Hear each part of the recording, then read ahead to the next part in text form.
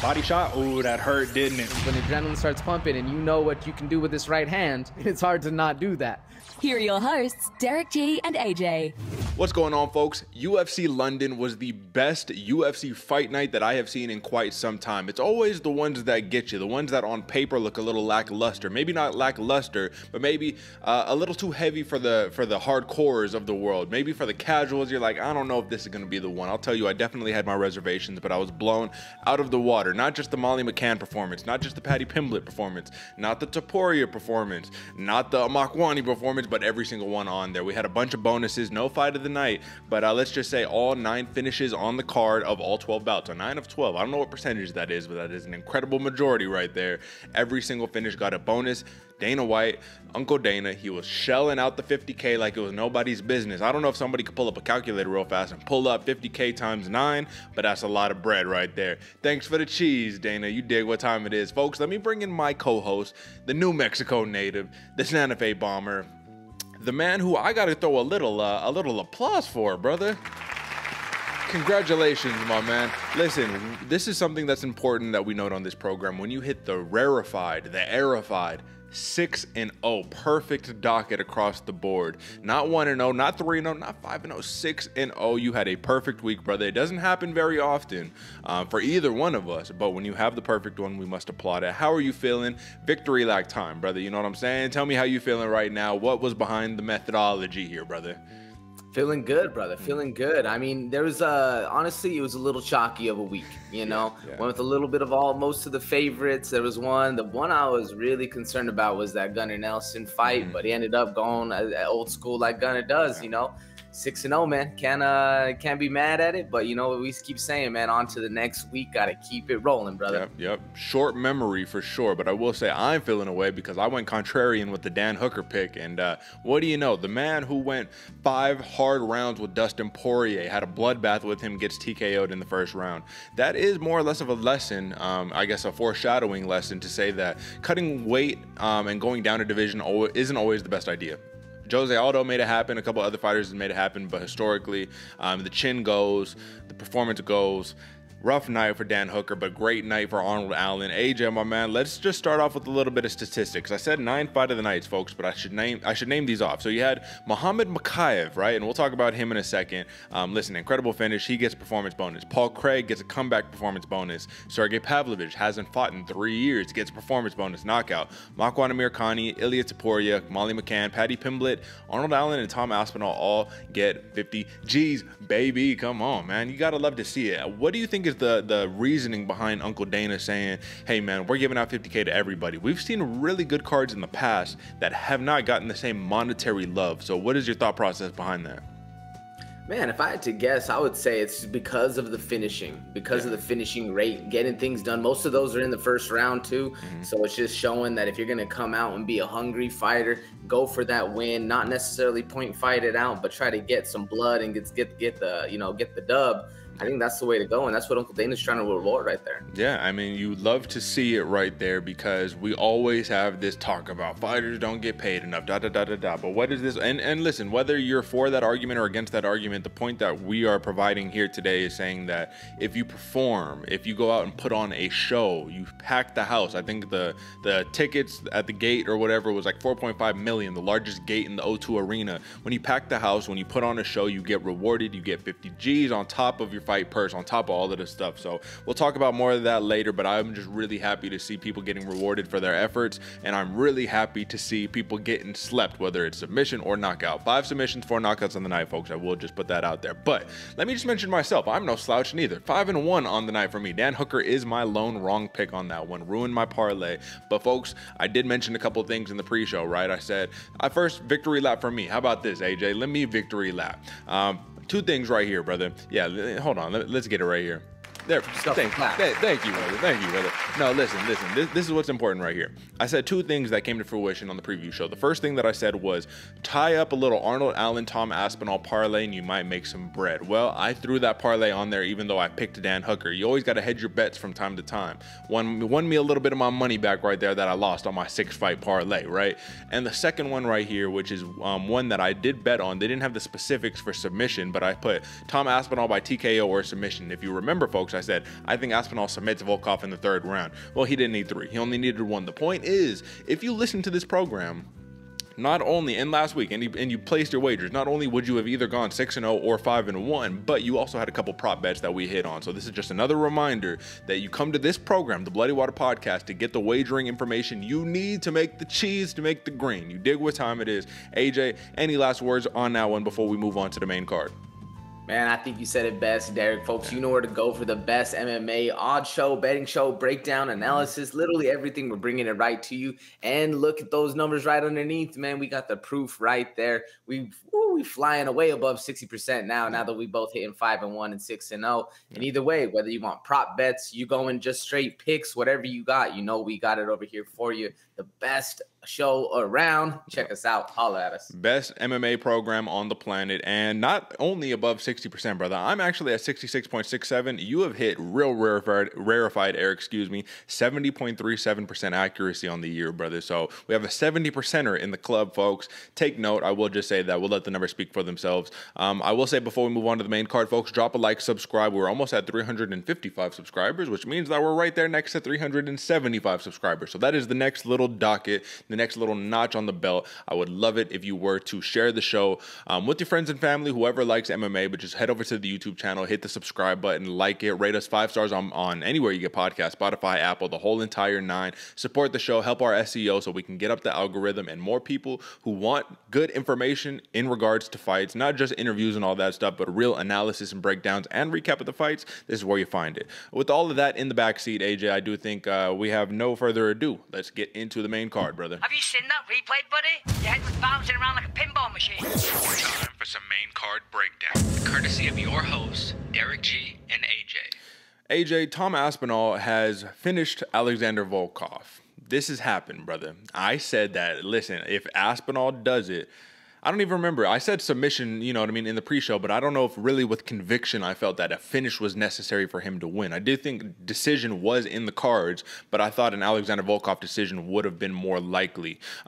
We've seen Alexander Volkov clearly has a real kryptonite here. Not only is it the fast hybrid who has the fast hands who can get in and get out, get hit Volkov and not get hit, but when you could mix in the takedowns too and keep him on the ground, it's just a different beast right there. How impressed were you with Tom Aspinall's grappling against Drago, Alexander Volkov? He took a 7-foot man and you put him on his butt. Not quite as scary right there. What do you think?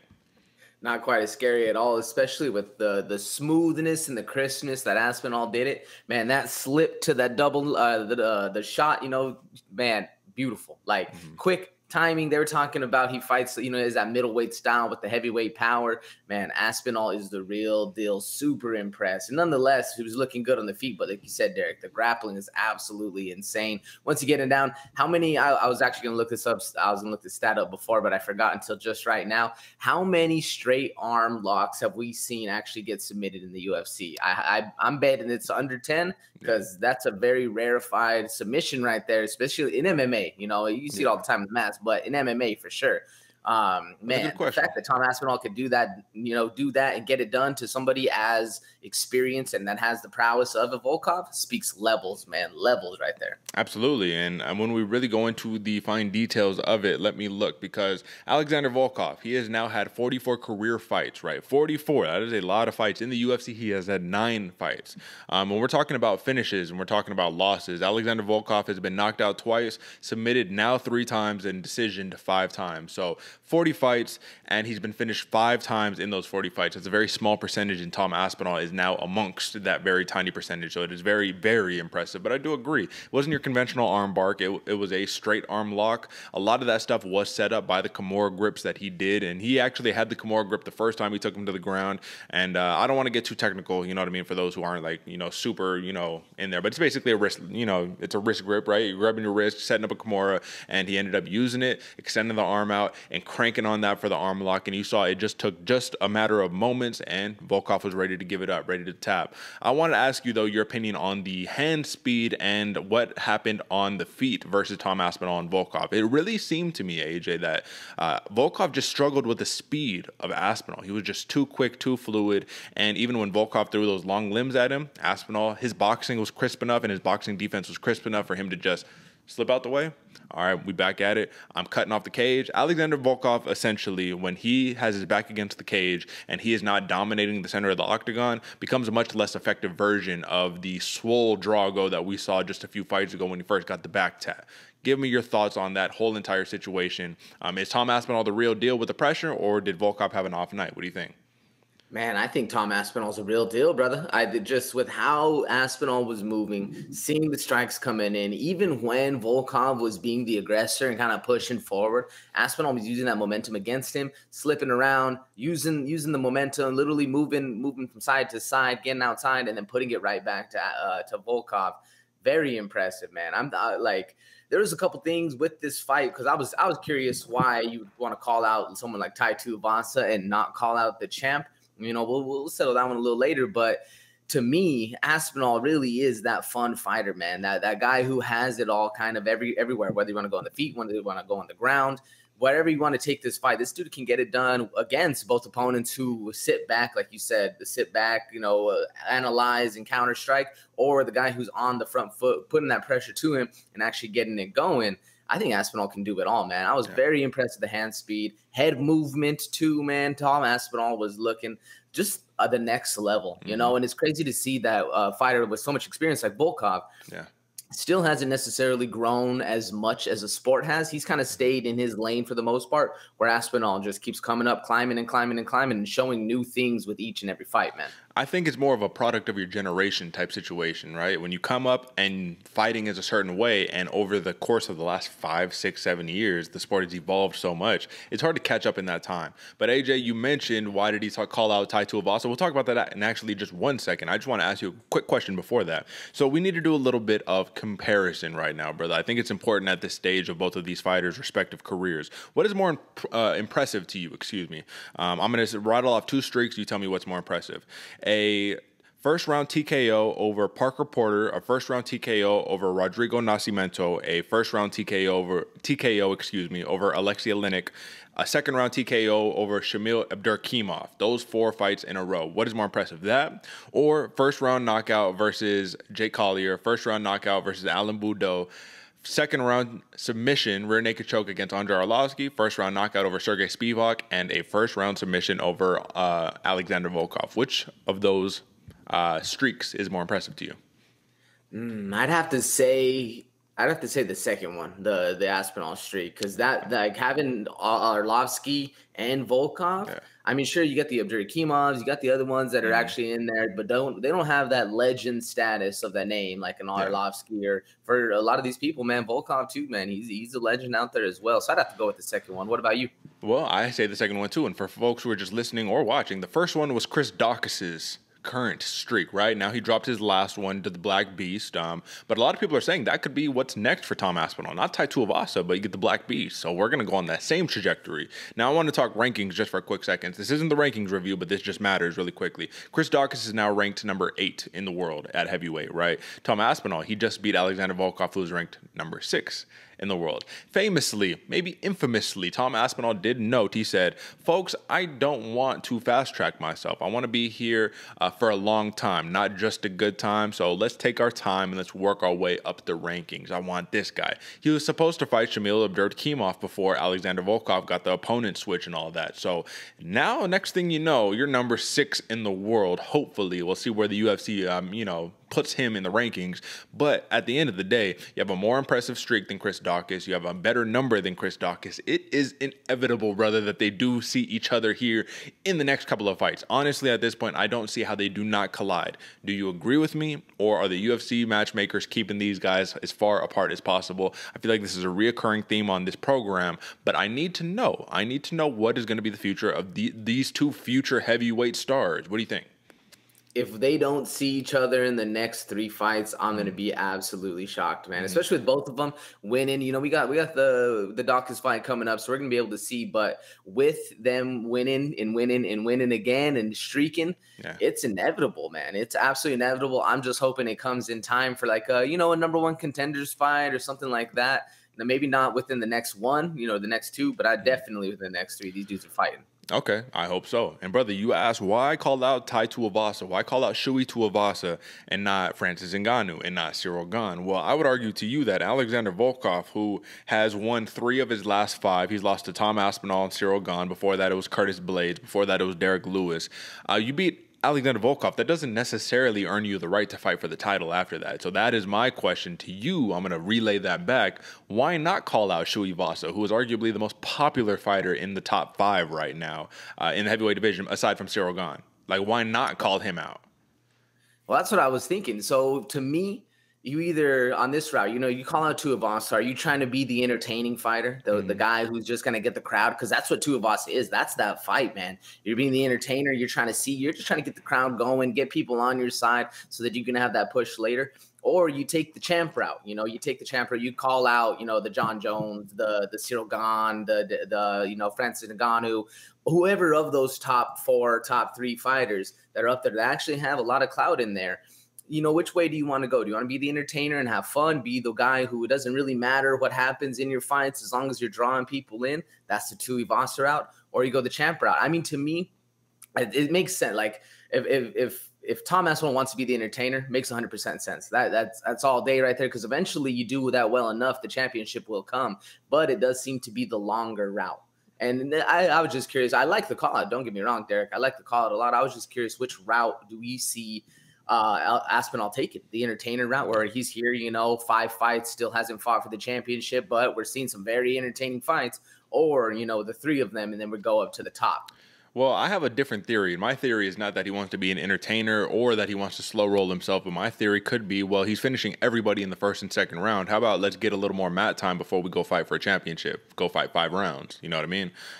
Because really, at this point, everybody, there are no exceptions, man. He's never been outside of the second round in his entire career, not even in the amateurs. So let's give him a little bit of time. Let him set himself up. And if you beat Tai Tuivasa in impressive fashion, you are the new superstar of the heavyweight division, really. There's nobody more popular than Shui Tuivasa. However, I don't know if Aspinall has the personality to, be in that same mold of Tuivasa, because Tuivasa is fun. He comes out to girls just want to have fun, and, he's doing shoeies, and he doesn't care, and he's a big dude, and he's like, we're about to go get drunk at the bar after the fight. What's up? Who's with me? Tom Aspinall, even though he, great fighter, I just don't know if he fits that mold. Now, my last thing before we move on here, AJ, I took stock in Tom Aspinall. Basically, when we first started this program, you took stock in Chris Daukaus. I think my stock on Aspinall just a little higher, brother. Would you say I'm in the leaderboard on that side right now? What do you think? Ooh, I don't know about that, Derek. I mean, don't get me wrong. I feel like it was Aspinall versus Daukaus over here. So I see where you're coming from. And Aspinall's been putting it too. The strength of schedule definitely goes to Aspinall, especially with the most recent win. Although I think the people's champ, Chris Daukaus, he can still have some swing back in him, man. Well, listen, you have a chance to get your stock a little bit higher, tie or surpass me and Tom Aspinall next week when he fights Curtis Blaydes. But I just think in the meantime right now, I gave you the early lead. They pushed Daukaus early. He dropped the ball to Lewis. Aspinall hasn't dropped the ball yet, brother. So listen, if you're doing stock in these UFC fighters, Tom Aspinall is your man. For now, I will just say that. Great win by Tom Aspinall. First round arm lock. Nobody does that to Drago. Nobody does that to Volkov. This is a real deal player in the heavyweight division. And with that being said, we can move on to another incredibly impressive performance, brother. Arnold Allen TKOs Dan Hooker in the first round. When I watched this fight, I'm looking, okay, Dan Hooker, big, strong. Okay, he's walking him down. Yeah, I knew speed would be a problem. Arnold Allen is incredibly fast in his own right, but just moving down a weight class, you're going to have to deal with the speed issues. But when you walk him down, when you got those long limbs pushed up in their face the whole time, you shouldn't have that problem. Dan Hooker seemed like he just couldn't connect, brother. I don't know what was happening. Like, he was there, he was in front of him, he was leading the dance, but he couldn't get quite on the money with his shots right there. And Arnold Allen is probably the most aggressive version of Almighty Allen that we have seen in his career thus far. He picks up not only his 9th UFC win in a row, 11th total win in a row, but he also picks up his first TKO finish in the UFC, brother. How impressive is this? This is rare company right here. Nobody does this to Dan Hooker. You don't just finish Dan Hooker and call it a day. So, 2-part question. Was this the best version of Arnold Allen? Was this the man who says, I'm here to really make a statement. I'm ready to fight for a title in the featherweight division. Give me top 5 opponents. Or, AJ, do you not go down a weight class? Do you say, let's not kill ourselves, let's not kill the little bit of water that we have left, you know what I mean, in our brain? Because when we get hit, even though Dan Hooker took a bunch of punishment, he basically got standing TKO'd. When he took a bunch of punishment, it's not like he got dropped and got flatlined, but you could tell it just wasn't the Dan Hooker that we know and love, the hangman who comes out and smashes, who was a 5-round killer. Give me your assessment, because I honestly don't know which one. I want to lean towards Allen, but you have to take the Hooker situation into consideration. So what do you think? Unfortunately, I think it's yes for both, man. I think that was the prime Arnold Allen right there, showing up, not just aggressive, but smart aggressive, very tactile, man. Huge fight IQ. Obviously, the training camp was getting it done, man. He was looking in there. He looked like a prime young GSP to me, man. There's a lot of similarities in there, and obviously because they train together, there's GSP shedding off his knowledge to Arnold Allen. So there's a lot in there to go that. But at the same point, I mean, Dan Hooker, to me, I was expecting a bigger, swoller, coming back a little bit more hydrated Dan Hooker, but he looked really skinny, man. He looked smaller than I was expecting, at least. I was expecting this dude to come in from the bigger weight class, really be the bigger guy, kind of put his power out there, stand on that front foot, be the bigger guy in the cage. And this just wasn't what we saw, man. Arnold Allen, he was smart about it. Sure, Hooker was walking him down coming in, but Allen was just using that against Hooker and piecing him up, man. It was crazy because, yes, did Dan Hooker get a TKO loss? Yeah, but he didn't go to sleep. But homeboy took a lot of damage, and with each punch that would come, he became more crippled. He had that crippling effect. Every shot that lands, you see Dan Hooker kind of wince a little bit, take a little bit more pain, drop a little bit lower in that stance, kind of realize that he needs to cover up more instead of just walking in. So I think this one's a little bit both. To answer your question, Derick, I think it's a little bit of both of those. More so that Allen was just on that night, and Dan Hooker's first time at 145 was just a little too dehydrated. I personally don't think it's a good call to be dropping. I'm sure if Dan Hooker's walking around happy, he's walking around 180, 185-ish. Dude's like 6 foot. It's hard to drop down another 40 pounds right there. Expect to be the big guy. You walk in, homeboy's the same size as you, and you're like, oh, shit. Like, all right, word. Like, this is going to be a fun one. I'm leaning a little bit more towards the Arnold Allen, though, because I think he was just absolutely on. No credit, no taking away from what Arnold Allen did, but there still is that aspect of that weight cut. Yeah, no, I'd agree with you. I do think Arnold Allen was on point. He really came to show out, man. He was in London. This is UFC London. You're a local dude. Let's give it everything we got. The atmosphere was already crazy. He just added to the intensity. And, the unfortunate part about this whole entire debacle is that Dan Hooker, this is a dude who has fought Jason Knight, Yair Rodriguez, Dustin Poirier, and gone to decisions, gone to third-round TKO losses, like late losses and stuff like that, out of the few losses that he did have. And next thing you know, you lose 4 of your last 5, and 3 of those 4 losses, you've been finished in the first round. So things take quick turns here in the UFC, here in MMA just in general. This is a brutal sport. Combat sports is brutal in its nature, right there. And you could be the man that's on top of the world. Dan Hooker was the man just a couple years ago, and next thing you know, drop down to featherweight trying to find the mojo. You're not quite there. Are they going to cut him? No, they're not going to cut him, but we need a turnaround. Something needs to happen. Maybe, AJ, this is the time that Uncle Dana throws him a bone and gives him a gimme fight, right? Because if you look at the only gimme fight wasn't even a gimme fight, and it was Nasrat Haqparast. I mean, that's a tough dude right there.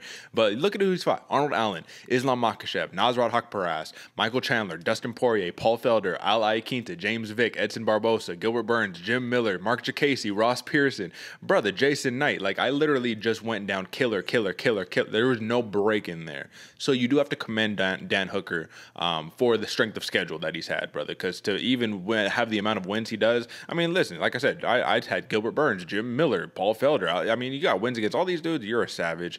It's taken a turn as of late, but listen, instead of talking about Dan Hooker, let's just praise Arnold Allen.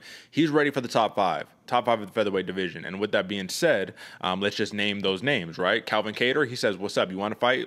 I'm game. Let's get it. That should be an interesting matchup. The top 5 currently as it stands. Number 1, Max Holloway in the featherweight division. Number 1, Max Holloway. Number 2, T-City, Brian Ortega. Number 3, Yair Rodriguez. Number 4, Korean Zombie. Number 5, Calvin Kattar.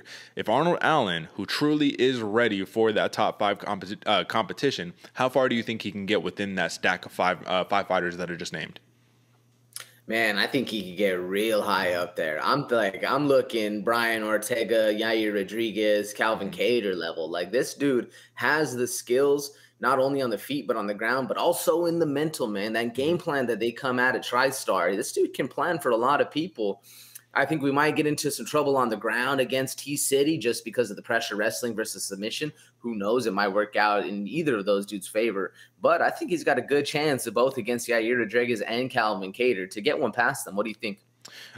Listen, I think you're definitely going to run into a couple of problems. These are the most well-rounded, versatile fighters in the entire division, right? Max Holloway, I don't think we're ready for that one. Brian Ortega, though, man, listen, it could be fun on the feet and whatnot. I do agree the ground is going to get a little tricky. Yair Rodriguez, same exact situation. I mean, that's another version of T-City right there. I would be interested to see the winner or the loser, or I guess I should say this. Korean Zombie is about to fight Alexander Volkanovski for the championship, right? Let's just say, and I don't want to assume anything because anything could happen, Korean Zombie loses the fight. I would like to see a Korean Zombie versus Arnold Allen fight. I think that would be a fun fight right there. But if we get Calvin Kattar first, let's see what happens, man. What happens last time people doubted Calvin Kattar? He puts on a clinic, right? So you don't want to doubt these dudes. But big win by Arnold Almighty Allen, and welcome to the top 5 of the featherweight division, brother, because it's about to get real from here. Now, AJ, I think that when you have the two biggest fights on the card, the two biggest stars of the card, not even in your co-main and main event. You have him just in the middle of the main card, and the crowd goes wild. It explodes. You hear his music come on. Dun, dun, dun, dun, dun, dun. You know, he's over here. He's gigging. He's having a good time, you know. That's Paddy the Baddie all day, brother. This dude says, yeah, I was over there beefing, throwing hand sanitizer off people's heads earlier in the week, but I'm here to get it done. He's all happy. He's exuberant. But when he steps into the cage, it's similar to that Mike Tyson quote where he says, you know, it's not really the same, but Mike Tyson is all like, you know, I'm fearful when I'm walking to the cage. You know, I'm thinking this dude might be better than me. Maybe he could beat me. But every inch that I get closer to the cage, I get more confidence. When I step into the ring, I'm a god. I feel like that's Paddy Pimblett right there. That is his mojo, his mentality on it, because he fought a very tough Kazula Vargas. And when it was time for him to lock in with all the madness and pandemonium happening in the stadium, he locked in. And he says, let's get it, brother. Now, what did that translate to? Getting rocked in the first 10 seconds of your bout. However, you have a championship mindset. So what do? You get your guard, retain your guard, get back up to your feet, hip toss your opponent, go on to submit him, rear naked choke, easy. AJ, Paddy Pimblett obviously has star power. Paddy Pimblett obviously knows how to put bums in seats, as he would like to say. However, can he continue to advance when you're getting rocked on the feet like it's nobody's business in each one of your UFC fights, brother? He is a grappler, not a striker. You got to shore up the striking defense a little bit, though, brother. He said Kazula had a puncher's chance, and he was 85%, 90% on the way to a TKO right there, brother. So give me your take. How far can Paddy Pimblett go with this fight style in the UFC? Man, I'd say if nothing changes and you're going just how he is right now, hands down, chin up a little bit, I think he gets around to that top 20 and then really starts having some problems, man. Sure, he's great on the ground. You know, he can get himself out of some sticky situations. But, you know, if you're up against a guy who's looking to put a hole through your face instead of just touch you up, you get caught. Man, it's a long night. And even on the surface when that fight was happening in real time, I thought Kazula hit him with a bad one, and Paddy just fell down, sprawled out, did his thing, you know, everything after that happened. But when you look back at the little slow-mo, Paddy gets caught and then shoots for that takedown. Yeah, he misses the takedown. He misses the actual linking up of the hands, but he shoots for it. So he's still intelligent. He's still a very intelligent fighter. Even if he gets cracked, he knows how to get out of it. So, you know, not as he is now, it's going to have some problems reaching that top 20 when people are very well-rounded and know about that. But this dude, he's young, man. I don't have his age right now, but he's young. He can get better. He can shore up those hands. And that's kind of who I want to see him fight next. Somebody with hella hands, good technique, maybe not a whole lot of power, but enough technique to know what's going on so that when you do hurt him, you don't shoot in, you don't let him get to your hips. You know, you keep it working, keep it going from the outside, and we can see if Paddy can actually handle himself on the feet. He's young, brother, but he's not too young. He had a whole career before getting into the UFC. The man is a prime 27 years old, so he's still got a good 5 years of being in that prime of growing and you know what I mean, learning new tricks. But At 27 years old, we need to see the offensive repertoire in terms of the striking improve just a little bit. It's really more the defense that I'm talking about. And he even said it. He says, I'm going to have the haters. The haters are going to be talking. They're going to be like, yeah, you got hit with the big one. You know, all that good stuff, right? You got hit with the big one. You know what I mean? You missed on your first takedown. But he says, look who won the fight. I won, right? First round finish. What's up? At the end of the day, I'm the boy. I'm the man. And he's right. He is the man of the arena at this point. But that doesn't mean that we can't have reservations, right? That doesn't mean that we can't sit there and say, listen, we can be a little critical and want a little more out of him, because if he's the new cash cow, so as he likes to say, of the UFC, we want you to stick around and we want you to have that Conor McGregor-like trajectory. But the difference between Conor McGregor and Paddy Pimblett when they were coming up is Conor McGregor rarely was getting cracked like that when he was coming up, man. He was flatlining people. He was doing Mystic Mac things on his rise to fame. Paddy Pimblett, on the other hand, he's having to battle from adversity 2 fights in a row. And AJ, this is the big kicker right here. He said, if they gave me a top 15 fight right now, I wouldn't take it. I need a better contract. This contract ain't good enough. He's clearly taking the Sean O'Malley approach on this one. If I'm getting paid the same, why am I going to fight these top 15 dudes? Why not just fight this random unranked dude? Why not? It's an easier fight. I don't need to be on the main card. Clearly, the crowd goes nuts when he comes in, being the third fight into the main card. So, with this being said, star potential is basically secured right there. However, the performance of Kazula Vargas, I want to focus on that just 1 second. Did you find it troubling at all that he, instead of standing back up after the failed takedown attempt and after having success on the feet, he just decided to kind of play in the guard of Paddy Pimblett and then get himself choked out? And you know what I mean? Obviously, it was in that clinch on the fence and he got hip tossed, and obviously he probably wasn't expecting that. But why not just separate and say, I already had you rocked. Let's get it. This is my shot. I have a puncher's chance. We're going to fight. What do you think factored into that game plan? I was blown away that he didn't, man. Yeah. That when Paddy shot for that takedown, he just didn't push him away and step back. Yeah. Let Paddy get back up. Like, there's no reason to go in. To me, it seemed like Kazula didn't do his research on how good Paddy is on the ground. I think he saw that first fight with Luigi, or was it Vendramini? Yeah. Yeah, well, he saw that first fight and he thought, he was like, oh, Paddy, this dude's here to swing. He's a brawler. Like, he's just head up, chin down, or chin up, swinging for the fences. Not Paddy at all, man. Paddy is great on the ground, very technical on the ground as well. You saw that butterfly guard instantly go in. He was looking crisp, man. And it just seemed like Vargas didn't expect him to be that good on the ground. He expected to power over him, be the dominating force. Wasn't the case at all. And then we all heard the J flow, we heard that judo flow come, but everybody except for who really should have heard it, Kazula Vargas, and he got tossed hard, man. Yeah, no, you're right about that one. It's nice that you picked that one up, because this coach did scream that, hit that J flow, and then you get hip tossed, man. It's funny because I've been watching a lot of judo matches recently, man. So shout out to Travis Stevens, who is a USA, I think, silver medalist, Olympic silver medalist, maybe got a gold eventually. But the point is, this is an OG who is one of the best judo practitioners in the world, and I've been really coming to appreciate the art of judo. To see Paddy Pimblett be like, oh yeah, I just happen to train with some of the best judo guys. I'll just pull out a little judo out of my back pocket. It comes in handy, man. To be able to control where the fight takes place is an important thing. But I hear what you're saying.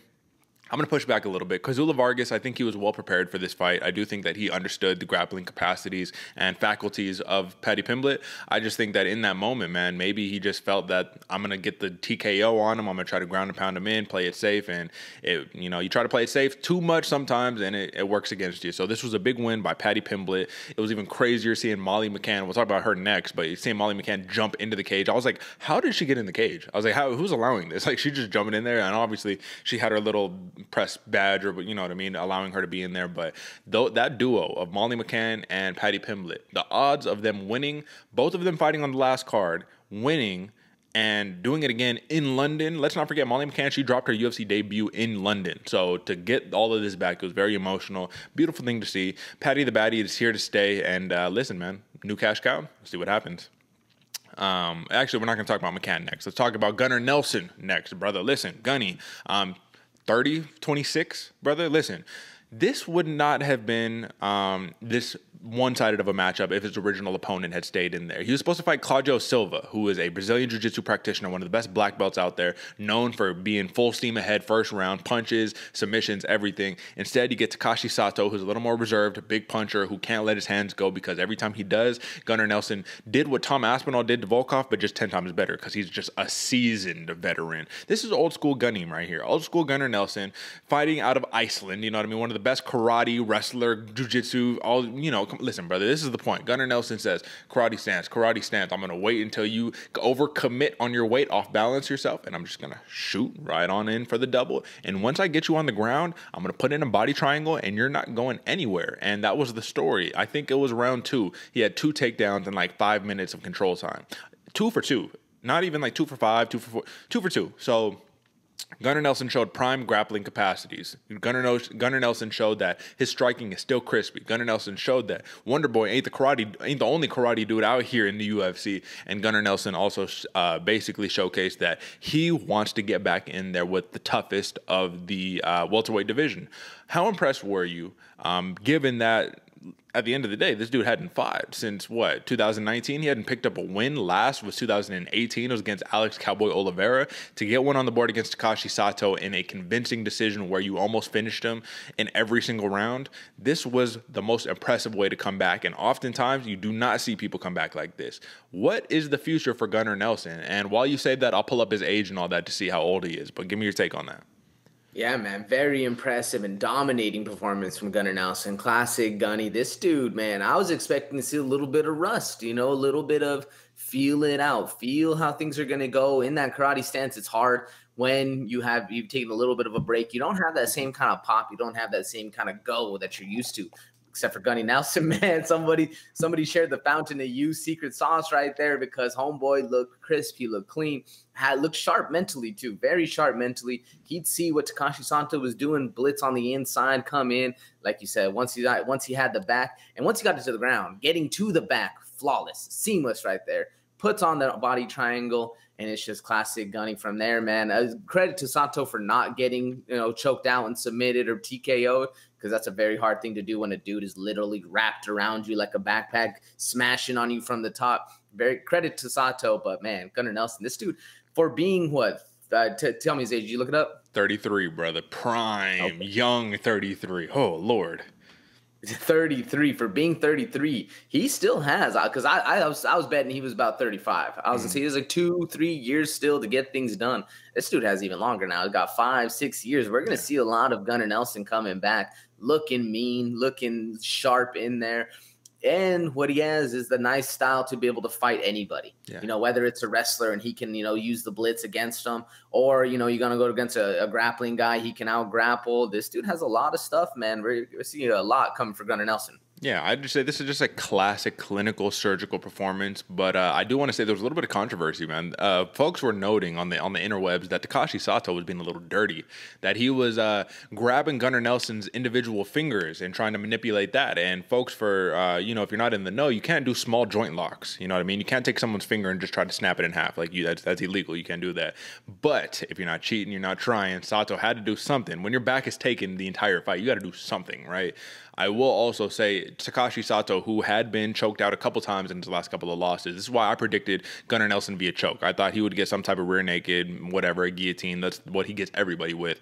You have to say the submission defense of Sato was pretty impressive, my man. Like, his back was taken the whole time, and he's just neck down, fighting, you know what I mean? Trying to not let his Gunnar just slip an arm in there, because once you do, it's game over, and he was able to stave him off. You still ended up with like a 30-26 decision, but this was just impressive for Gunnar Nelson. He says he still is eyeing that Santiago Ponzinibbio fight, because he got knocked out by him in the first round back in 2017. So Ponzinibbio versus Nelson, two dudes who had their own distinct layoffs, who have come back. And folks, if you do not know, I will just say the reason Gunnar Nelson was out wasn't because he was contemplating retirement or because he wasn't in love with the sport anymore, but he actually was wrestling Man Mountain. And if you don't know who that dude is, the big monster, giant dude, Conor McGregor sparred with him before. He was wrestling him and ended up having some pretty nasty rib injuries that took a long time to heal. Rib injuries are very nagging and do take a long time to heal. So that kept him out of commission. But the bright side, AJ, is that it probably allowed the man to recover and to put less miles on his body. So now at 33, he's a young 33. He's not an old 33. Let's see what happens in the future with Gunnar Nelson, but this is a blast from the past. This is one of the only old names you're going to be hearing sticking around here in the future. This is of the Andrei Arlovsky-esque types, you know, but everybody else probably going to get the boot here in the near future. But either way, man, none of that is as impressive as Molly Meatball McCann putting a spinning back elbow and relinquishing Luana Carolina into the shadow realm. AJ, brother, you've not seen a better spinning back elbow in UFC history. Actually, believe it or not, Molly McCann, if I pull it up correctly, Molly McCann becomes the 4th fighter to notch a spinning back elbow knockout in UFC history. So not only do you create history at UFC London, not only are you the local, not only do you pick up your first finish in the UFC, brother, but Molly McCann, man, she just emotionally, she became everybody's favorite fighter. She became everybody's favorite fighter. You couldn't go on Twitter, you couldn't go on anywhere without people saying, Meatball is my favorite fighter. What are we talking about here? Now she earned a lot of praise and all that good stuff with this newfound aggressive style. I'm in your face, I'm going to beat you up. But then again, I do believe Luana Carolina was the perfect opponent to matchmake for her style, because the one reservation we've always had against Carolina, even though I picked her to win against Lupi Godinez in her last fight due to the size discrepancy, what's the one difference? She just doesn't utilize that reach the way that we would like her to, man. She got the great Muay Thai. She has the great clinch game. But when your back is against the fence the whole entire fight, and Molly McCann is just swinging huge overhook right hand, or over right hands, you know what I mean, over the top, right? Huge haymakers, left, right. I landed the same haymaker with my right hand like 5 times with the same setup and everything. Nothing has changed. And on top of that, AJ, Molly McCann has like a 6-inch, 7-inch reach disadvantage. You know something's not happening right here. So yes, this was a beautiful execution of a finish right here. You sent someone to the shadow realm. But AJ, the bigger underlying story that I want to ask you on this one is, how much further can Luana Carolina go in this flyweight division given this fight style, my man? You can't lose to a Molly McCann, though, in the fashion that you did, given the size discrepancy, reach discrepancy, all the things that give you the advantage in the fight, you took no advantage of. So what do you think? All the things that give you advantage on paper, man, it doesn't translate to that canvas once your feet hit it, I guess. But to be honest, I thought this was the best Carolina we've seen. Okay. She was starting to use the jab a lot better. She was utilizing the front kicks. She was staying away. She lasted a lot longer than I thought she was going to against Molly McCann. Because I was with you, man. That was exactly my mindset right off the jump. Is Molly McCann's going to have too much pressure, too much forward momentum. Carolina's going to try to get in that clinch, and then Molly's going to start landing those overhand rights, the ones coming right over the top, right over that guard. Sure, we saw a little bit of that, but we also saw Carolina jump from the outside, kind of start moving, staying away, at least more than I was expecting. This was probably the best Carolina we've seen fight, but unfortunately, Molly McCann was the girl, man. She was the woman that night, and it's just she was looking crisp. And I'm glad you pulled up this picture, because I was hoping somebody did it. The face on Molly McCann. This is one of those ones. She even said, she was like, we were drilling this back and forth. You know, we drilled this move 100, all the time, hundreds of times, or whatever the case may be. But if you can look at the face of Molly McCann, her face is literally like, oh shit, it worked. Like, oh. Yeah. That's how that, like, and if you've ever hit pads, you feel a good one, you feel that solid connection. You're like, oh, that felt nice. And then you do that against somebody, it feels even better. Her face is exactly what that is, man. And I even screenshotted it too, because I was like, that is the face of somebody who felt like the perfect knockout right there. They say sometimes when you hit that perfect on the button knockout, you don't even feel it. You're just like, oh, they just dropped. Like, oh, like I think that was the face. It was like, oh, okay, we're pouncing. You know what I mean? Did you even need to pounce? No, man, 'cause she was done. She was done. That was it. Even Paddy Pimblett, he had noted, he was all like, as excited and as crazy as I was going in the back for her, I had to take a moment to actually be a little concerned, because I didn't know if that girl was going to be okay. She was laid out flat on her back for like a solid minute and a half, maybe 2 minutes after the fact, which you never really want to see. So speedy recovery to Luana Carolina. You never want to be on that end of a vicious knockout. But at the end of the day, the reason why it was so vicious is because she didn't see it coming, because Molly McCann set up the perfect corkscrew spinning back elbow. Man, you got to love it. Molly McCann is somehow, some way on a path of reckoning right now, AJ. I don't know what exactly is in the water. I don't know if it was Paddy Pimblett coming into the UFC that motivated her, but listen, at this point, she is this is her first UFC finish, and I actually want to check it out just so I could be clear on this. She had a little bit of a rough start when she first came into the UFC. So in her last 5, right, she has a win against Luana Carolina, Ji Young Kim. She lost to Laura Procopio, lost to Tyler Santos, who's about to fight the champ, Valentina Shevchenko, for the title. You dig what time it is. You win against Diana Belbitsa, you win against Ariane Lipsky, you win against Priscilla Cachueta, you lost to Jillian Robertson. So it was a little up and down, but now, my man, she's surging, she's streaking. She's 1-1 in 2021, 1-0 in 2022, and let's see if we can get it to go up from there. I don't know how many more times she would like to fight this year, but I do think that McCann has had a pretty incredible performance on the year thus far. But with that being said, AJ, it's crazy because it's like, I feel like even though we're working our way from top to bottom, I feel like we're one-upping every single time that we talk about the next bout, because this next bout right here, AJ, don't call it a comeback, call it a knockout, call it putting somebody to sleep, call it having supreme faith in yourself, call it getting basically dismantled in the first round and still being the live betting favorite come round 2. Not because you're winning the fight, but because people know what you are capable of. Ilia Topuria, maybe small in frame, small in stature, at 155 pounds, but the man is not a natural 155 pounder. He fights at 145 pounds. This has been his only UFC fight at 155. He's like 5'7", and his right hand probably has, you know what I mean, 100 pounds of dynamite in that thing, man, because when he hit Jai Herbert, first he set it up beautifully with a left hook to the body, comes over the top with the right, eats his own shot, but when his landed, man, it just goes to show there's a little bit of a power difference here. AJ, before we talk about in-depth on Ilia Topuria getting this massive knockout, how impressed were you with Jai Herbert? I have to say, this is the best performance I have seen to date of him, and this is what we saw in Cage Warriors. Him being a champion in Cage Warriors, this was a performance reminiscent to that. Obviously, this is against one of the best in the world to do it. Look at the number discrepancy, 56 versus around roughly number 16 for Ilia Topuria.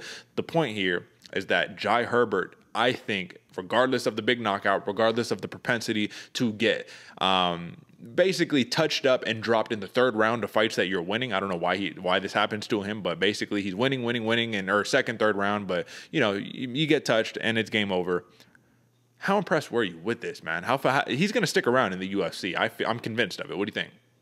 Even with the KO loss and the devastating KO loss, I still think Jai Herbert's stock grew. Like that first head kick that Ilia Topuria ate, and credit to Topuria because that was shin to chin, the way Bisping said, man, that was so clean too. Set up with the hands, and then right as Topuria is dipping down, he kicks him right in the face. Bam, very impressive for Herbert, bro. He was looking sharp, he was looking clean, and to me, this was just a match of touch him up versus put a hole through someone's face. And unfortunately, Topuria, like you said, he has a 100-pound stick of dynamite in his hand, ready to pop whenever. And unfortunately for Herbert, kind of felt it in that 2nd round, man. He was looking good, though. Crisp, clean, head moving, looking nice, hands flowing, moving in and out, really controlling the fight, making it a Herbert-style fight. And like you said, this is what we saw back in the day, man, from Herbert. So I think both of their stocks grew. Obviously, Topuria is a little bit more, but I think Herbert showed that he's a real deal, man. He's a contender in this division, and he can fight different types of fights too, man. Whether it's on the inside, the outside, whatever it is, this dude can crack you from any spot. Yeah. Always a very dangerous opponent, but Ilia Topuria has just got that bomb on him. Not just that, but what is the other downfall with the Jai Herbert? Take him to the ground, things start getting a little fishy. Now, he was able to stand back up against Topuria, but, I mean, we've seen it against Renato Moicano. We've seen it against, a couple different people that's the kryptonite. So we need to see a more well-rounded approach. But either way, Ilia Topuria maintains a perfect record, brother. He moves 4-0 in the UFC. 11 of his 12 wins are via finish, which is more impressive than anything else that you can say on that one. Now, what's apt that we need to talk about here, AJ, is his post-fight comments for Ilia Topuria. Now, they say, listen, brother, you just won. You just had a devastating knockout. What do you want next? And he says, I want the blonde bitch. That's it. basically. He literally cut a promo, but I honestly think that Paddy Pimblett gained the most out of his pre-fight speech right there, if that's what you want to call it. I think that he should have took the approach that he took in the actual post-fight presser when you do the media after, when you're all showered and cleaned up, and he could say, you know what, man, I'm really happy right now. I don't even want to waste any energy on that dude. You know what I mean? Like, I think that's the approach that he should have taken. Either way, people want to see the Paddy fight versus Topuria. Now they ask, hey, do you think this can actually happen? And he says, the only way this will happen is if Dana White forces him with a gun to his head to fight me, because he's scared. He's not going to fight me. Let's be honest, AJ. We saw Kazula drop Paddy Pimblett with one shot. If Ilia Topuria hit Paddy with that right hand he hit Herbert with, I think he's vanquishing him to the Shadow Realm too, brother. What do you think about this potential matchup? Will it ever happen? And if it does happen, who is going to be favored to win the fight? If it happens, I think it's going to happen in a couple years. I think we're going to lose some steam for it. Maybe we might see, the replay later on. I don't think for what apparently Paddy's getting paid. I don't think he wants that Ilia Topuria smoke, man. Not at all. I think Ilia Topuria is still the favorite in that one, even if it goes to the ground, because Topuria is a great wrestler, man. Let's not forget, he's still very good on the ground. I think that's a very challenging fight for Paddy. Would he be game? Sure, yeah, probably, and probably even more game in the streets, where he doesn't have to risk it all, risk his fame and everything else. But at this exact moment, man, I think Topuria would be the favorite, and that's a hard fight. That's a hard fight, but we'll see what happens. He set it up, but for now, let's just bask in the victory that is awarded to Ilia Topuria, my man. That's another knockout in the books. He does it. This one was touch and go. He was a little surprised by the speed and by the movement of Jai Herbert, but that's why you can never underestimate your opponent, and that is why there were the rumors of, are these guys focused? They're worried about each other, but they need to get past their own opponents. This weekend, he got the job done at UFC London. You'd love to see it, folks. If you like the main card recap, drop a like, subscribe. If you like the segment, all the good stuff, you know what to do. Share the show with your friends. Now, AJ, I do think it is time that we talk about a little bit of a prelim pour-over, brother. Let's get to a couple of these prelim bouts, man. So let's talk straight away, my man, at the featured prelim. Mike Grundy, Makwan Amirkhani. Makwan Amirkhani had lost 3 in a row previously before this fight. Grundy had lost his last 2.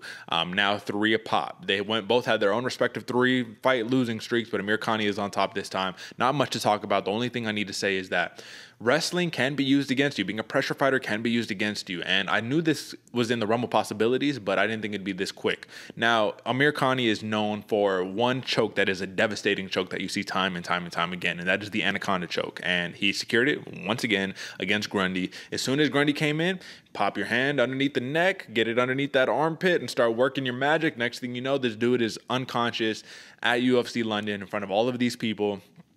First round finish. This is the tough one, though. This is why it's tough, is because I know that in that situation, he's probably kicking himself saying, I never even got going. I never even got to get the fight started. Amirkhani snatched my neck within moments, and that was over. Now, Mike Grundy will clearly be back, but Makwan Amirkhani just fought for his job. He just secured his job for at least maybe another fight. I don't know if he's going to get another contract, but given that you have to win by submission in all of these fights, and you're not winning these decisions, gas tank has been iffy. How far can Makwan Amirkhani go at this stage of his career, brother? He is 7-5 in the UFC, and his last 3 wins are via anaconda choke. So what do you think? It's hard because once you go against somebody that knows that can kind of defend against that, because I agree, I'm sure Grundy's kicking himself right now. He probably knew better, he's in there, he knows better. He can see things coming. He's going to watch that fight back and be very upset with himself. But how far can Amirkhani go with the same thing without growing? It's going to be rough for him, man. Once you hit that upper level of competition, these dudes, they won't necessarily get, well, sure, even if you do snatch up the neck, they're not going to tap out right away. They're going to know how to get things going. They're going to know how to move those hips, kind of release the pressure a little bit. I mean, if Amirkhani can go in his next fight and do the same thing, I'll be impressed, but I'll be more impressed to see him actually have that cardio and start working those hands a little bit more. Once we see him kind of evolve that way, then I'll be more impressed with the Amirkhani route. Yeah, I'd like to see a couple more decisions, as odd as it is to say. You know what I mean? I know you can finish people, but can you go 3 rounds and win a clear, decisive victory? I mean, time will tell. We'll see what happened. AJ, Sergei Pavlovich he just put it on Shamil Abdurakhimov. And my question to you on this one is that Shamil Abdurakhimov, he's just now been knocked out twice in his last 2 fights. He was number 10. I think now, next time we see him, he's going to be closer to 14, 15, because Pavlovich was number 15, hadn't fought in 2-3 years. He comes back, and he did the thing that he was known for, man. He has a very simple game. Let me put that right hand on you. If I do it, you're going to sleep. That's what happened. This dude looks like a bigger version of Brock Lesnar out there at heavyweight, just putting it on him. You know, he put on for the Russians right here. Listen, this is he's now 3-1 in the UFC. His first win since knocking out the crochet boss, Maurice Green, back in 2019. This was just an overall just impressive performance. That's really all I wanted to say on this one, man. I don't have much to take away. I'd like to see Pavlovich be a little more active, but my real question is for Shamil Abdurakhimov. Do you think that, given his recent woes, is he still a one of those real names that you need to surpass in order to kind of like get some clout in the heavyweight top 15? Because now Chris Daukaus's win over him doesn't seem nearly as impressive. So what do you think? It doesn't seem as impressive, does it? It's weird because normally there's only a group of gatekeepers. There's like an area where you get past the gatekeepers. I feel like in the heavyweight division, it's starting to become 2 sets of gatekeepers, the one to get in that top 15 and then the ones to get into that top 5. Really, where that's kind of like it's separating. And it's crazy because the heavyweight division is just getting more and more spread thin. So we're really starting to see, as much as the name of Abdurakhimov used to be, he kind of losing a little bit of steam. He's almost one of those ones where you see the fight, you're like, oh, okay, this dude's talented, a vet for sure, 100%. Who's next? Like, where do we go from here? So a lot of people hopefully the people aren't starting to look over him, but I can see where that mentality would come from. Yeah, and I said he got finished in his last 2 fights. Actually, he's been finished in his last 3 fights. So it's Curtis Blades, TKO round 2, Chris Daukaus, TKO round 2, Pavlovich, TKO round 1. He put on a nice 3-fight win streak back in 2019, 2017, 2018, 2019 by Tybura, Arlovsky, Chase Sherman. But then before that, he get knocked out by Derek Lewis. The point is I think it is perpetual gatekeeper status at this point. Either way, I think that it is important that we kind of figure out where people are in that lineup. AJ, Nikita Krylov versus Paul Craig. Paul Craig has the propensity to say, like, listen, man, I'm going to let you punch me in the face, and then I'm gonna let you tire yourself out punching me, and then I'm going to put you in a triangle, and I'm going to choke you to sleep.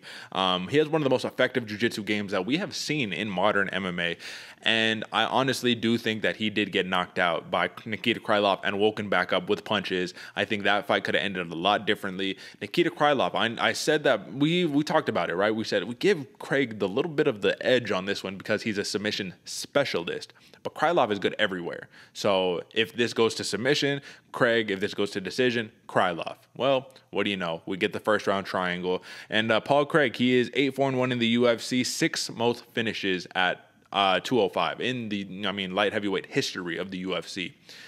Can Paul Craig continue his submission ways, brother? Or are we going to need to see him become a little more well-rounded? You can't just pull guard and just, you know what I mean, just try to triangle everybody. Like, we need to see a step up in the striking and all of that good stuff. Not everyone is going to fall victim to the triangle. What do you think?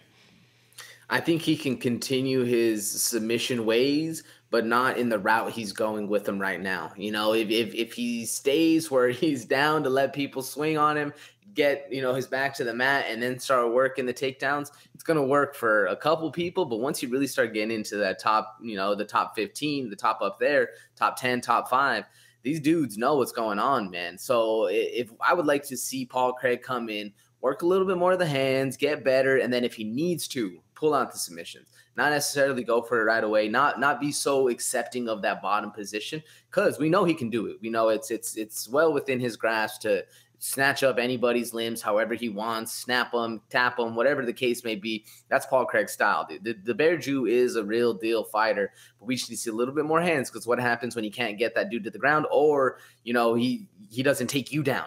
He's willing to step back, fight at range, keep things going with the hands, with the feet. That's where things kind of get a little iffy for Paul Craig. So if we can see him evolve into that next, not necessarily become a full-on striker where he's fallen in love with it, but falling in love with enough striking to be able to get the takedown and then get the fight to the ground, I think that'll be the next iteration of Paul Craig that really starts making waves. Until then, we still see him kind of where he is right now, a specialist. But, we've seen other fighters, the specialist that always comes to mind, man, Khabib, when he's such a specialist that everybody's so fearful of the ground game that he can drop Conor with his hands.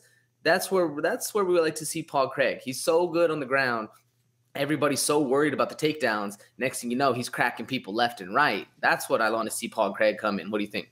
Oh, no, I'm with you, man. Apt assessment right there. Paul Craig is the man. He's going to continue doing this to people unless they stop him. And if you look at the methods of victory recently, it's triangle choke, the arm situation with Jamal Hill, tap to strikes for Shogun Hua, triangle choke, rear naked choke, triangle choke, triangle choke, armbar. Come on, this is what Paul Craig does.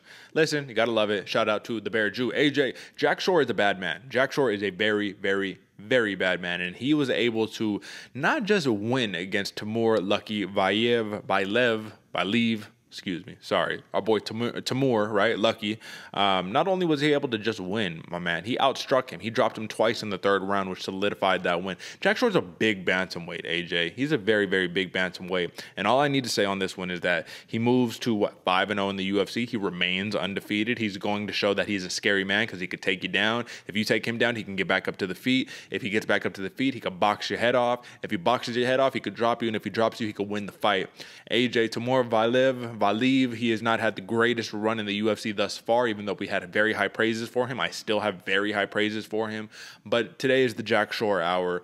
This dude's the real deal, man. How is he not ranked? How is he not top 15? We're actually going to talk about him in the rankings review here in just 1 second. So a little bit of foreshadowing. But the point is, give me your words on Jack Shore's performance. And just give me that because we're going to talk about rankings review in a second. Yeah, this is a fun fight, man. Very competitive first round 1 and round 2, and then Jack Shore getting those 2 bombs dropped in the third, man, really solidified it, like you said. But Shore was looking sharp, man. Big for the weight class, powerful, has that presence of him that he knows he's going to be the big guy coming in, heavy on the front foot, walking people down. Very impressive for Jack Shore. My big question is, where is he going to go? Like, who are the fighters we want to see Jack Shore lined up against? You know, where does he go? And that's, I think, going to be the next big thing. We'll cover that one in the ranking review. But with Jack Shore being how he is as a fighter, man, it's going to be fun matchups to be made. And I think made for a long time. Jack Shore can get things done in a multitude of ways. But with the striking he has and the power he has in the bantamweight division being as big as he is, he's going to cause a lot of problems going forward, man. So I was very impressed by Jack Shore's performance. Sure, it was one of the only decision fights of the night, but it was a very fun and entertaining decision fight, man. Timur was looking good in that first round, and then Jack started to really run away with it. But still, a very entertaining fight nonetheless. What do you think, Derek? I think that Jack Shore is ready for some top 15 fighters, brother. I think at this point you have to give it to him. If not, he is a bona fide top 20 fighter, so throw him somewhere in that range. But give him someone that is going to propel him to the top 15. Give him someone where, listen, Timur Valiev just beat Hayoni Barcelos, brother. We know that he should be ranked. And so to have a win over that, it's like MMA math. I think Jack Shore is the real deal. He's proved it time and time and time again. He could decision you. He could finish you. He could submit you. He could do whatever, man. So big win by him. Last couple ones that I just want to talk about. Elise Reed, man. Biggest upset probably on the card thus far. She beat Young Poppins, Cory McKenna. A lot of people thought it was a little controversial. I thought that McKenna needed to do a little more grappling. She tried to strike with the striker. I thought that the clear game plan was take her to the ground, control her, you have success. But, she's young, dude. Cory McKenna is so young. Elise Reed is now 1-1 in the UFC. She picked up her first win after getting dismantled by Sijara Eubanks. At flyweight, she's not a natural flyweight. She's a natural strawweight, so it is what it is. I just wanted to mention, big upset. A lot of time for both of these fighters, but especially for Cory McKenna, man. She's literally one of the youngest fighters on the roster. AJ, Muhammad Mokaev. That's a star. A star was born. First fight of the night, UFC London. He's putting on. He says, Cody Durden, listen, man, if you want to get home quick, you don't want to be harassed by that, stay close to the U.S. Embassy because I'm going to send you packing. He did it. Flying knee, dropped him on the ground, and finished him with the guillotine. Made the man tap, made the man say uncle. And listen, when you had the heat, the elevator situation, are you still alive? You go out, you knee him in the face, and you finish him. He said he wanted to do it a little more relentlessly. He wanted to be on top of him and Habib him and talk to him on the ground and say, no, you're not going to get up. Yeah, quick work. First round. Listen, man, second fastest submission at flyweight at 58 seconds, man. So talk about a debut. Talk about a star being born. Muhammad Mokaev is the real deal, brother. One of the most accomplished young fighters that we have. Believe it or not, the man was born in the year 2000, AJ. This is a dangerous, dangerous man, and I think we have a new player in the flyweight division. What do you think? Oh, 100%. Derek, talk about a performance, talk about a knockout, talk about a flying knee, talk about a sleeper. I told you, folks, Muhammad Mokaev is the real deal, man. That's why I was making him my sleeper. This dude has a lot of stuff going for him and a big future ahead of him. And that was a beautiful flying knee, man. Nonetheless, he knows how to cut a promo. He knows how to talk. He knows how to get a little bit of excitement for the fight, even if it necessarily wasn't the real, what happened in the elevator. He still made a story about it. You know, he still is getting his name in the media, and that's what a lot of these fighters are missing, man. Mokaev is here to stay. Very impressive, and I told you, folks, got to pay attention to those sleepers, man. And the whole prelim was a great card, so you got to be watching out for them. Watch the prelims, folks. Do it. That is your entire main card, prelims, the whole entire 9. That is UFC London wrapped up in a gift bow tie, the whole entire 9. Once again, if you like the segment, drop a like, subscribe, share with your friends, all the good stuff. But now, without any further ado, AJ, let us talk about a little bit of a rankings review, brother. Let's get it. So, AJ, today we are jumping into the bantamweight division to talk about Jack Shore, brother.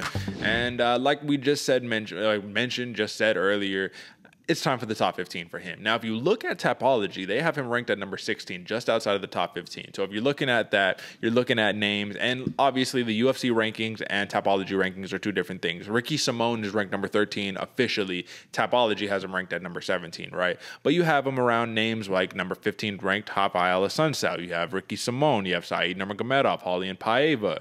He just beat Valiev, so, that's already done. But then we start talking about the Kyler Phillips, the Frankie Edgars, the Marlon Moraes. Now, the question is, if we're talking about the top 15, right? I have Adrian Yanez in my personal top 15 at bantamweight. So do you. I have Frankie Edgar at 14. You got Sugar Show, Sean O'Malley at 14. I got O'Malley at 13. You have Marlon Moraes at 13. I got Simone. I got Moraes at 12. All right, I don't know where I'm going with this. The point here is, AJ, let's talk number 15 in the UFC rankings, Rafael Assunção. Can Jack Shore get past Rafael Assunção? We're talking two great grapplers. We're talking about a big bantamweight fighting Assunção, who's kind of, on the smaller side in the bantamweight division. Big power on both ends. Can he get past Assunção? I think so. I think a lot easier than a lot of the other names I'm looking at on that list right there.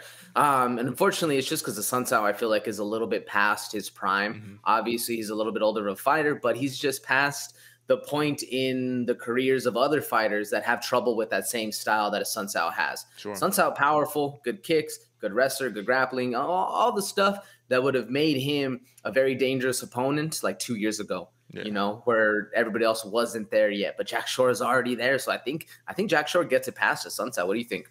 I think so. Just because of the big frame, the grappling capacities, and the striking of him. Obviously, Assunção, if he hits you with the big bomb, you're going down regardless. But I think Jack Shore could stay safe, stay protected, and get the fight where he needs to win the fight. Now, for these next questions, just give me yes or no. I don't want a rationale. I just want simple to the point.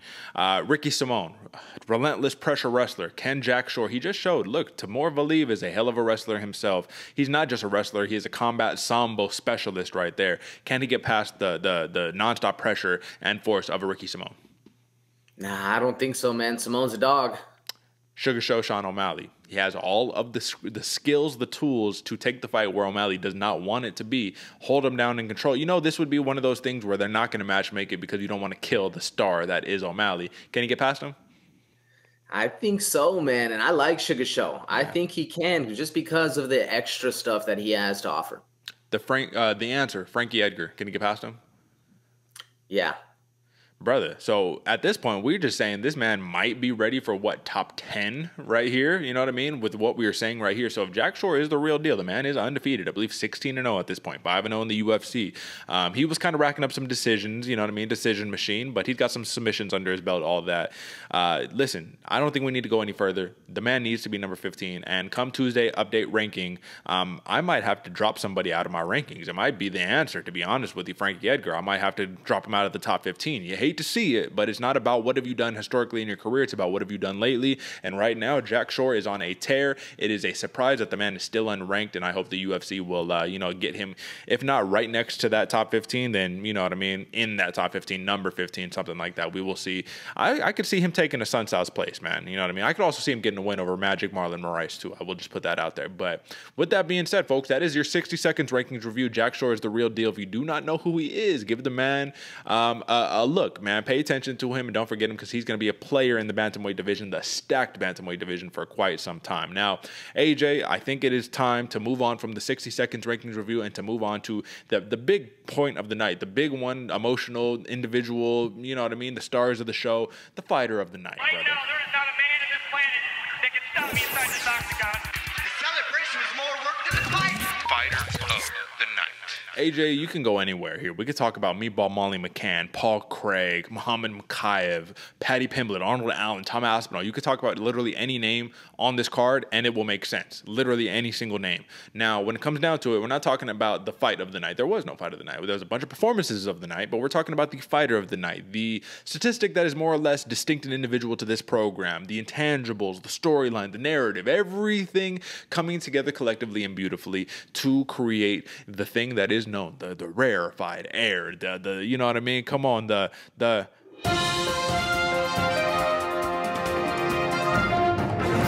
fighter of the night, AJ. Let's talk about it, brother. Now, I'd like you to go first. Who is your fighter of the night for the very, very impressive card that was UFC London? Very impressive card, Derick. You're right. You could go a multitude of ways right here, whether you want to go with the new cash cow or another way, man. Me personally, I'm going with the meatball, bro. I'm going with the one that everybody fell in love with, the pressure fighter, the bombs, the tenacity, the walkout, the whole 9 yards. Dude, Molly McCann was the show for me, man. Anytime, it felt like everyone was so excited to see Molly McCann as well as Paddy Pimblett. I can't ignore Paddy Pimblett for that one aspect, but Molly McCann came out with a veracity and a feel to her that she knew she was the girl in that stadium that everyone was there to see. She has obviously the home crowd talent behind her, but I felt like she even got more of an applause and a crowd roar than Tom Aspinall did at the beginning, man. Even Darren Till had to jump up on the cage for Tom to kind of get the crowd going again, but Meatball, man, did not have to do that, man. She showed up, banged it out, got it done, lands one of the smoothest, cleanest, prettiest fucking spinning elbows we've seen in quite a long time, and still has the energy and the excitement to show the loves to her friends that are out there doing it too, man. Shows come back out for the Paddy fight, doing all the stuff, man. We talked at length about how good Molly McCann was in the fight, but to me, it was her actual personality and her mentality that did it for me, man. That's what solidified Molly McCann as the fighter of the night. Nonetheless, was she excited for her own fight, but her friends as well, for the crowd that was in attendance. Molly McCann really did what not just a fighter does, but an entertainer and a performer does, man. Somebody that gets the crowd going and gets them excited to see you fight. And I know a lot of the fans out there are going to be very excited to see the next meatball fight. Man, Molly McCann did everything you could possibly do to earn yourself a little bit of more shine. Even after that, even after she wins, she jumps out and goes and runs and hugs Dana. Dana was smiling all night, man. I think everybody really impressed him, and I know Dana's going to have a little bit more kickback going their way, whether it's a good next fight for Molly or a little extra money, whatever the case may be. I think Molly McCann did exactly what she needed to do to solidify herself as one of these up-and-coming stars in the UFC. We're going to see big things coming for her, man, and for that whole reason, Molly Meatball McCann is the fighter of the night for me. Man, I'm excited to see where she goes. What do you think, Derick? What do you think about the pick, and who's yours? Well, brother, I will say that this is going to be one of the rare times, maybe the only time on the history of this program where I think that you have summed it up so perfectly that I have no words, and I am willing to go consensus Molly McCann, fighter of the night. I'm not even going to say anything. You said it perfectly. You set the table for it. We talked about her earlier. Molly McCann has done everything as of late to turn the career trajectory around, to become a new star in the UFC's flyweight division and to become a fan favorite. For that reason, she is not just your fighter of the night, brother. She is the Bloody Water Podcast fighter of the night. You love to see it. And AJ, my man, listen, at the end of the day, I wanted to go so many other places with this one, but I felt compelled. I felt there was no emotional victory that was higher, that was more justified than a Molly McCann. So with that being said, I think we could just move on to the word on the street, folks. So that is your fighter of the night segment, folks. If you like it, subscribe, all the fun stuff. Okay, AJ, the last piece of business right here, my man, is the word on the street. And we don't got too much going on here, but I do need to note a couple of things, my man. Derek Brunson, your boy, right? Blonde Brunson. he did note, hey, if I lose this spot to get to a title, I'm retiring. Listen, I don't want to take too much more damage, da-da-da-da-da. Well, he's come out recently to say, I'm tired of seeing guys I fight go on to be world champions and fight for the belt to be the best middleweight on the planet. I've been in the top 10 for over a decade and currently in the top 5. I got to do better, not done, exclamation point. Looks like Blonde Brunson is going to give it another go, brother. Now, with a resurgence, obviously, the dude had a beautiful 5-fight win streak. You lose one, that's okay. Let's see what you could do in the next one. Can he get back to a title? Is this possible? Is this in the realm of possibilities? I mean, I think so. He has the skills. Obviously, the ground game is insane. And what I like about that statement right there, he's not, jealousy is the word that comes to mind right there, but it's not necessarily a jealousy. It's more of a motivation. Like, yo, these dudes are out here getting it, but you're ignoring me. Like that's a fighter that I can get behind, that I can push behind, because that's a motivation right there that is unfelt by a lot of normal people. You know, somebody's taking something from you. That's a visceral feeling, and I like the fact that Blonde Brunson's coming out and say that.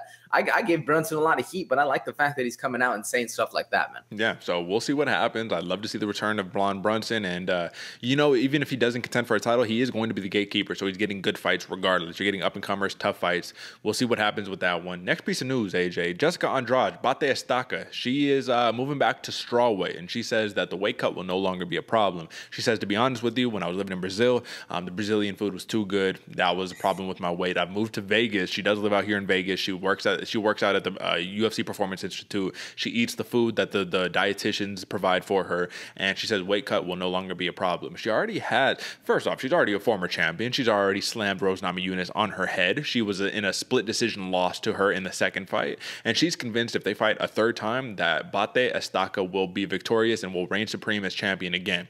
AJ, she's over here getting it, man. She's trying to work. She's out here in Vegas. I told you just in a text message. So I was competing at a Fuji Jiu-Jitsu tournament just about a week ago or something like that, right?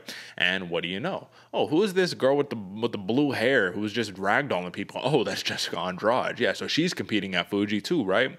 Why does she have the blue hair? She said she really likes Dragon Ball Z, or Dragon Ball Super, excuse me. So she was inspired. She dyed the hair blue, right? She's a nerd like me. You love to see it, right? She was there coaching Maria Oliveira, who was another UFC fighter right there, and she was over there just getting into it, you know what I mean? Looked in rare form, looked strong as hell, was able to really put it on a lot of these girls, and not looking too thick, but looking really jacked, stacked, and ready to go, my man. Moving back down to flyweight, do you see a potential outcome in the millions of possibilities? Like Doctor Strange says, I've seen all 455,000 possibilities, and how many do we win, Doc? 1, right? Is that the case for her against Rose Namajunas? Is that the case for her to reclaim gold at strawweight? Folks, you can't see it, but in the photo right here, this is Jessica Andrade right here. It's focused a little bit. That's Jessica Andrade, signed card right there. She's the real deal, folks. I don't want you to sleep on her. I don't want you to forget about her. Let's also not forget she moved up to flyweight, and she's knocking these girls out left and right. So moving back down to strawweight, you better keep your hands up next to your chin, or else that thing is going flying. What do you think, brother? Yeah, man, I think she can, dude. With Jessica Andrade and a more focused, dialed in, not having to worry about the weight cut, because it's always a big stress. You know, you got to cut 30 pounds. It's a stressful thing. Yeah. Then you're mentally focused on that instead of the fight, instead of the opponent. I think we're going to see a more dialed in Andrade, and I'm excited for that because she's going to carry the same power she had down now another weight class. Man, bro, she's going to be a vengeful fighter, a very dangerous fighter, and the fact with the UFC PI behind her, a little more tactful, a little more on game. This is going to be a very interesting spot where we see Jessica Andrade coming in. I think so too, man. So really, I didn't have too much for the word on the street this week. The last thing that I wanted to cover right here, and I just want to spend maybe 2-3 minutes on this, is I'm just going to read the headline. This is kind of old news at this point, but I do think it's important to talk about. UFC veteran Kevin Holland helped subdue a gunman at a Houston restaurant, right? So it's been all over the news wire, and my whole point here is how heroic it was. That's super awesome. You have to commend a man who was willing to put his life on the line, use his kung fu, use his martial arts training instinctually, and to subdue somebody to then, you know what I mean, let police apprehend him and not let there be a mass casualty, mass shootings. It's Texas. Everybody got a gun. So, it's not the right place to be pulling guns out on anybody in the first place. However, AJ, I also want to note that something that I talk about, this is a combat sports show, right? And being that I practice jiu-jitsu myself, I know you've practiced your fair share of martial arts in your own right. I always say you could be the toughest dude in the room. You could know the most jiu-jitsu. You could be the best boxer. You could be the best taekwondo practitioner. You could be the best sambo practitioner. It does not matter. At the end of the day, none of those martial arts are going to be able to stop a bullet. And you don't always want to be the hero. You sometimes want to save face, and I'm not going to say be a coward and not protect those around you, but understand the reality of the situation. What would have happened if we would have saw the headline switched a little bit, and it was UFC veteran Kevin Holland attempts to subdue a gunman and get shot and killed at Houston restaurant?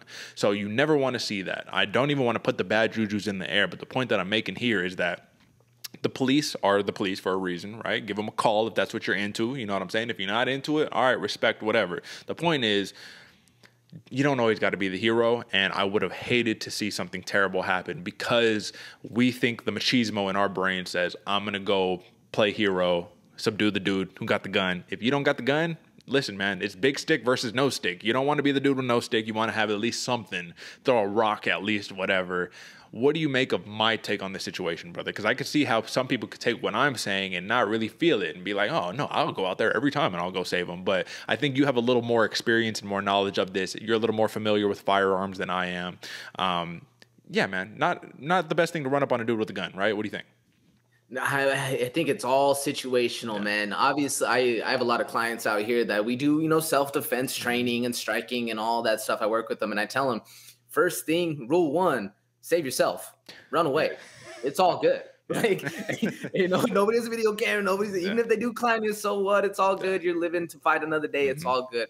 But in this case, man, I think this is a perfect example of you perform to your lowest abilities, or your lowest training, excuse me. Whatever you've trained for, you've done it. Kevin Holland, he was saying it, man. He's like, we do Kung Fu all the time. I train this stuff. I know what to do. And and he actually said this is a perfect one. In a gunfight or in a gun presence, usually the best thing, obviously, 1, get away, just run away if you're not in danger. But if you're in danger, you got to close that distance. You got to get on the inside. You got to subdue the guy. You got to distract and then disarm and then disable your opponent. It's just how it works. In a knife fight, get the fuck out. Just run. They're not gonna throw that thing at you, And if they do, you just take it. Use it. But get out, get some training. That's the biggest thing for me on this one, man. Get some training. Know what you're gonna do. Because in the case somebody pulls a gun, my ass is out. I'm dipping. Unless I got family, friends. In that case, I'm putting them on my shoulders and run away. But if you can't, you got to fight. You got to do your thing. You got to get going. So go get some training. See how things are done. Because if you're going to be the big macho machismo man, somebody pulls a gun, I'm going to go defend him, and you don't know how, the dude's going to shoot you in the head. It's done. It's just how it works. So go get some training. Realize the things that you can do and you can't do. And only do the things that you need to do, because that's really the biggest one right there. If you need to take the guy out and you need to save a life, do it. But at the same point, you got to realize that could be your life that you're risking, man. And I couldn't have said it more beautiful right there. He said, understand what you can do, understand what you can't do, and do what you need to do, right? That's the best way to put it right there. Don't do anything extra. Just do what needs to be done in the situation. Once again, I do want to commend and applaud Kevin Holland. I think it was a very heroic thing. I think he has balls of steel, legitimately. Like, that's a man's man right there. At the same token, this is a man who's been training for how many years? So that instinctual stuff, it just kicks right in for him. For the dude who's been training at his local cardio kickboxing gym for, 4 months, come on, run away. That's it. So I just wanted to put that out there, folks. As much as I love combat sports, as much as I love martial arts, I'm also aware that Bruce Lee could have been the baddest man on the planet, but if you put a gun up to him, it's game over. You win. There's a reason why we have this advanced technology. But, I don't want to put rain on the storm too much right there. Shout out Kevin Holland. Shout out all that. Folks, that is your word on the street. And lastly, I do want to note, we'll just move on to the outro. I do want to know, next up, we got UFC Columbus. I called it UFC Ohio last week. I guess the more apt name is UFC Columbus. Matt Brown is making his return. We do get to see the Dawkins brother in action. Chris Dawkins, big bro Dawkins, versus Curtis Razor Blades. It should be a banger. Another heavyweight matchup to go down. We'll see if AJ gets a little stock back up on the board in this Tom Aspinall, Chris Dawkins race. But folks, I also want to note, I don't know any other MMA show, martial arts show, combat sports show who has had legitimately a highlight, a radar on both Tom Aspinall and Chris Daukaus way before they became what they are now. So listen, that's why we are here to identify the sleepers, identify all the up-and-comers, man, that you need to know about, that you don't know about, that you need to know about. I mean, listen, AJ, he made Muhammad Mokaev his sleeper, and what do you know? The man flying knee to the guillotine. You know what time it is. Flying guillotines, all the fun stuff. AJ, before we get out of here, my man, do you have any last words for the people? Well, I like what you said there, Derick, about us actually having the drop on Aspinall and Daukaus, man. I was watching an Uncle Chael video the other day, and he was talking about how these dudes, I don't remember if it was actually Aspinall or Daukaus or who it was, but he's talking about a fighter that we've mentioned quite a few times, and him saying, oh, he's coming out of the blue. You know, no one's talking about this dude. We've been talking about all these sleepers, all these people that are on the come up for, you know, months now, year almost, you know, or a little more than a year actually, but still the same thing, man. We've been covering these dudes with the inside. We got the inside knowledge over here on who's going to be the stars, who's going to be coming up. Sure, we might be wrong every now and then, but check those 70% scores right underneath. We're a lot more right than we are wrong. And we've been doing the work. So make sure you share it with your friends, pass the word, get them going. And, you know, we have a lot of fighters on here. You know, there's so many fighters being run through, but we have a lot of fighters that we cover on this show that are going to be around for a long time and can make you a lot of money. So make sure you go check it out. Check out the hub, bloodywaterpodcast.com. All the Instagram, you know, Derick says it's always the best, but go share it with your friends. Let us know. Hit us in the comments. Let us know what you think and how we can improve. We love it. That's right. Hit up the home, the hub, bloodywaterpodcast.com on Instagram at Bloody Water Podcast and on Twitter at Bloody Water Pod. But what's important is that you use code BWP10 for 10% off all merch at checkout at our online store. Once again, that is bloodywaterpodcast.com. Just go scroll on over to the merchandise tab. Check out your hoodies, your t-shirts, your tank tops, your crop tops, your socks, your whole entire nine. You dig what time it is, folks. And if you haven't gotten it, stop being lame. Don't be the lame dude who ain't up on game. You know what time it is. Until next time, folks, that's it for us. We'll see you next week on Friday, right? Because this drops Monday. We'll see you next week on Friday for the preview of UFC Columbus. Until next time, folks. Peace.